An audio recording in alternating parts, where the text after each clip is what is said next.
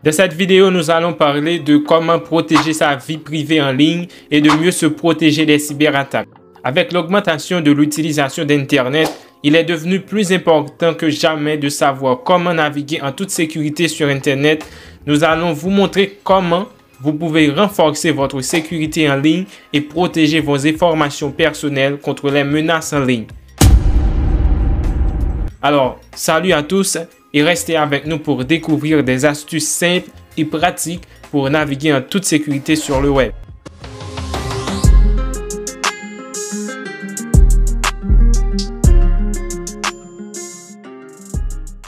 Dans un monde de plus en plus connecté où les études, le travail, le shopping et même les paiements de factures se font sur Internet, nous sommes confrontés au piratage et aux malversations des personnes ou des organisations malveillantes spécialisées dans les agressions en ligne. Pour notre sécurité, nous devons connaître les types d'attaques les plus fréquents et savoir comment s'en protéger. Les cyberattaques sont des menaces en ligne ciblant un dispositif informatique qui peut causer des dommages financiers, compromettre votre vie privée et même paralyser un système entier. Les pirates recherchent les failles et les vulnérabilités avec l'intention de nuire pour les exploiter au maximum et par la suite attaquer une victime. Les cyberattaques peuvent causer plusieurs conséquences comme le vol d'identité, les fraudes, l'infiltration de systèmes informatiques,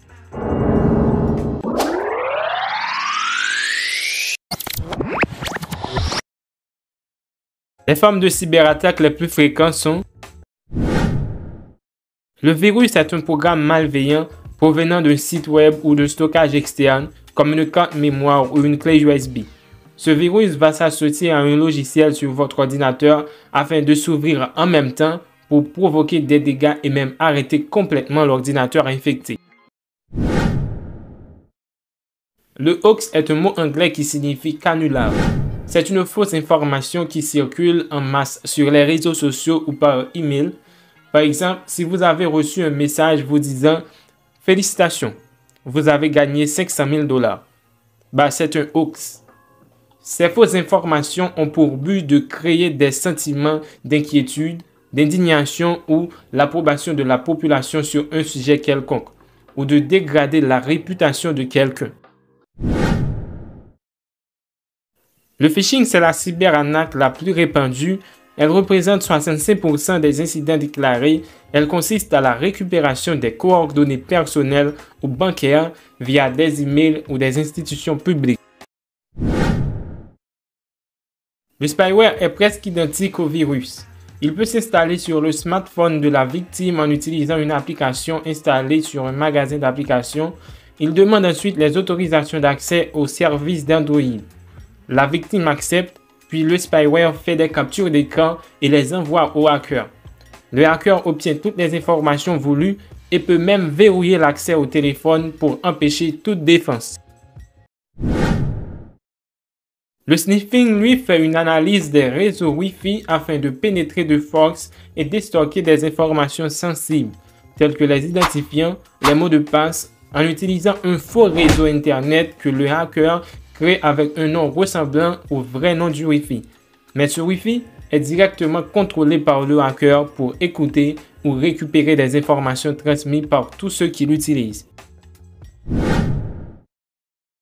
Le Loki est un type de logiciel malveillant qui peut verrouiller ou chiffrer des fichiers importants sur votre ordinateur en les rendant inaccessibles et inutilisables.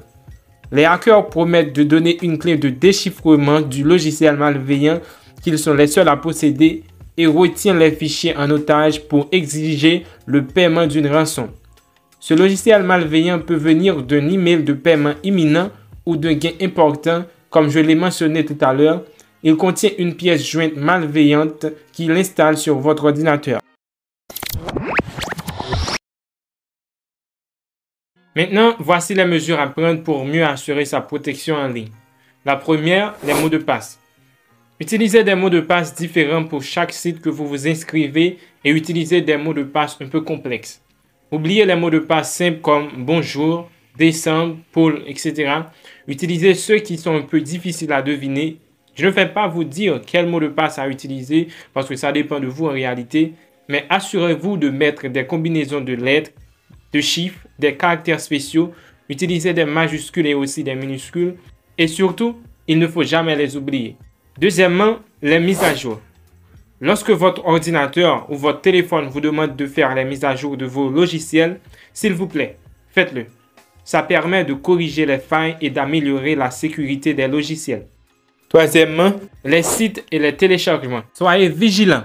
Lorsque vous consultez des pages web, vérifiez si la page contient le protocole HTTPS, Hypertext Transfer Protocol Secure. C'est la version sécurisée du protocole HTTP. Alors vérifiez s'il contient le S et toujours vérifier les sources de téléchargement en ligne. Quatrièmement, un antivirus.